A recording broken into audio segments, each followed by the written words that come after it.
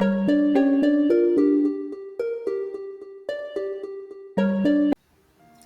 everyone, we're coming from Group 5, consists of me, Salsabila, with last three digit of my NPM 163 and my partner, Divia Salsabila, with last three digit of her NPM 124. In this challenge, we're gonna present to you guys two material at once. The first is Chapter 11, Organization Development Strategy. So, what is organizational development defined? Organizational development or OD is a systematic approach to improving organizational capability and effectiveness. It involves data collection, diagnosis, action planning, intervention, and evaluation. The CIPD defines it as a planned and systematic approach to enabling sustained organizational performance through the involvement of its people.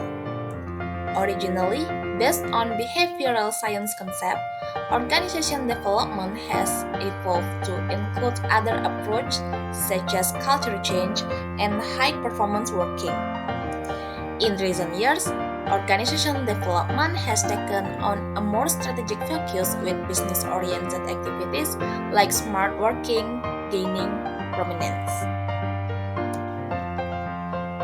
Organizational development activities.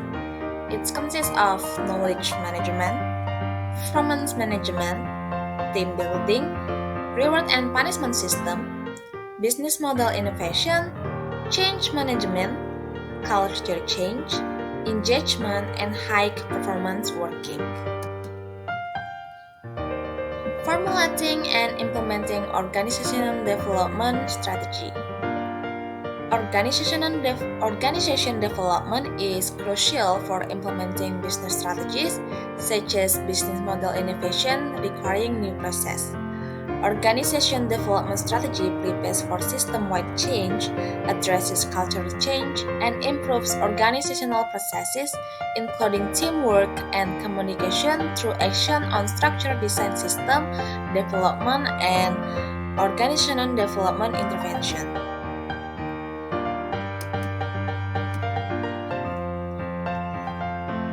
Formulating and implementing organization development strategy.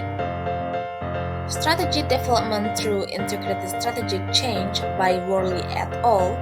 1996 are as follows. First, conduct strategies analysis, review organizational strategies, orientation, and readiness for change. Second, implement strategic plan efficiently and effectively. Third, involve individuals and groups in analysis planning and implementation to maintain strategic focus, improve coordination, and foster shared ownership. Fourth, strategic creation, commitment, support, planning, implementation. Fifth, implement strategic change plan using motivation, group dynamics, and change process. 6. Allocate resource, provide feedback, and solve problems as they arise.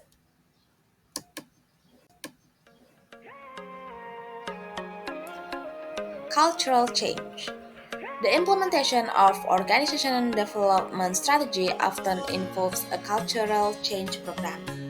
This program aims to inform people about the change and encourage appropriate actions. The program can be wide-ranging, focused on developing a strong culture that aligns everyone's goals. It can also be transformational, involving significant change in structures, process, and behaviors. Alternatively, it may address a specific issue such as ensuring compliance in a bank's foreign exchange trading function. However, culture values can be deeply embedded, making by challenge. When cultural change happens in an organization, here are the steps that must be taken by the organization to address the cultural change. First is analyze the cultural change. Second, diagnose it. Third, define and desire the cultural change itself. Fourth, plan the action required to address the cultural change. Fifth, implementation of the plan, and 6. Monitoring whether the plan is running well or not. So that's all the presentation for the chapter 11. The next chapter will be presented by my partner, Divia Salsabila. Okay, Salsa already presented the chapter 11 and I will present the chapter 12. It's about human capital management strategy. So, human capital management define. Human capital management involves gathering, analyzing, and utilizing data to shape people management strategies within an organization. It aligns closely with strategic human resource management, integrating HR practice with organizational goals. Manocha 205 highlight HCM role in providing evidence of a robust people strategy that aligns with the business strategy. Essentially, HCM bridges HR and organizations' goals by leveraging data insight to optimize workforce capability and drive business success.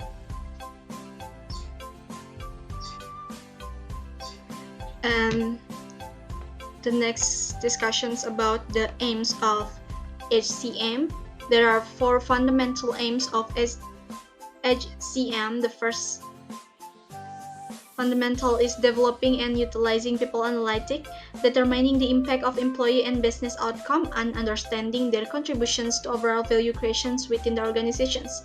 The second is demonstrating value over money. Investment in people management practices yield tangible returns, such as positive return on investment. And the third is quitting future strategies. By analyzing data, HCM informs both people and business strategies, helping organizations make informed decisions about their workforce and overall directions. And the last is informing improvement strategies. Inform the development of strategies and practices aimed at enhancing the effectiveness of people management within the organizations.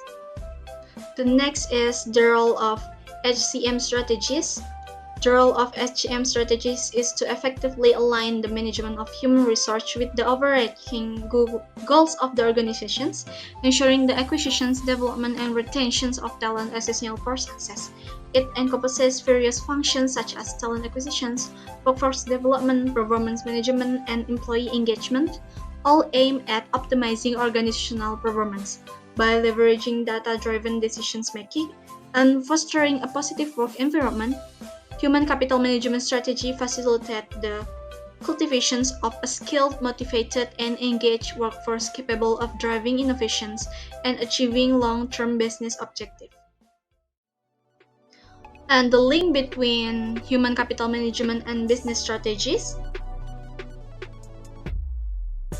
So the relationship between human capital management and business strategy is integral, as human capital management informs both people and business strategies. This link is emphasized by scholars such as Scarborough and Elias, Manocha, and Donkin, who highlight the importance of aligning HR practice with strategy objective to ensure long-term business success. However, merely asserting these connections is not enough. It's crucial to understand how to operationalize it effectively. Rather than treating human capital management as a separate entity, its integrations into business strategy involve assessing the impact of people management practices on performance and using this data to justify and enhance those practices. Additionally, analyzing the people implications of business strategy and vice versa can provide insight into the supporting activities and data required, such as people analytics. Ultimately, the most productive approach involves linking business results with people management practices to optimize performance, thereby solidifying human capital management as a strategic management process essential for organizational success.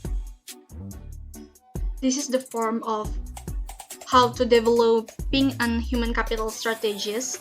The first thing we have to decide human capital management goals. After that, we can identify and measure requirement and available to develop and implement human capital strategies. The first thing that you have to measure required it's people process. This is the process encompass requirement, onboarding, training and development, performance management, compensations and benefit, employee relations, and offboarding. Each of these processes play a critical role in shaping the employee experience and contributions to organization success. The second thing you have to measure required is HR functions effectiveness or HR scorecard.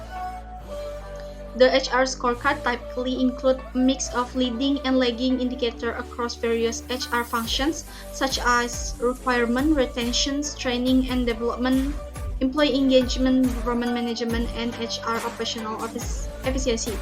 By tracking these metrics over time, HR professionals can identify areas of strength and area needing improvement, allowing them to make data-driven decisions to optimize HR strategies and initiatives. And the next is employee opinion data. It's refers to information collected from employees regarding their perceptions, attitude, and feeling about various aspects of their workplace, job, and organizations. The next is the balance employee. The next is business performance data or balance scorecards. The balance scorecard typically include four perspectives. It's financial perspective, revenue profitability, ROI, cost reductions. By evaluating performance across these four perspectives, the balance scorecard provides a comprehensive view of the organization's overall performance and help align strategic objective with operational activity. After the financial perspective, there are customer perspective, internal process perspective, and learning and growth perspective.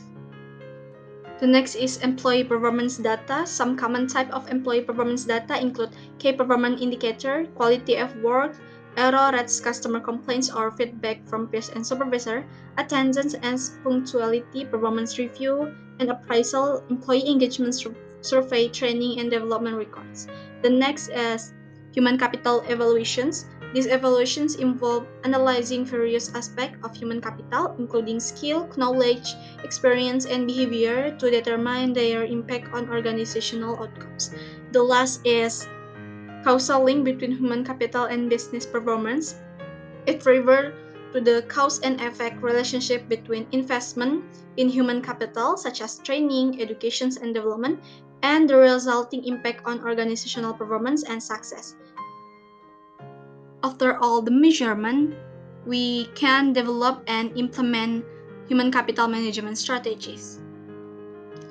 And this is our study case is about human capital management measures in Standard Chartered Bank. Standard Chartered Bank began at the strategic level when it came to design human capital management measures. Their starting point for the development of metric was the identifications of people levers for the achievement of business strategies. Next, the bank set out a series of questions designed to inform progress against these people levers. The bank has avoided reporting on data that are readily available but do not address the strategic business questions that have been identified.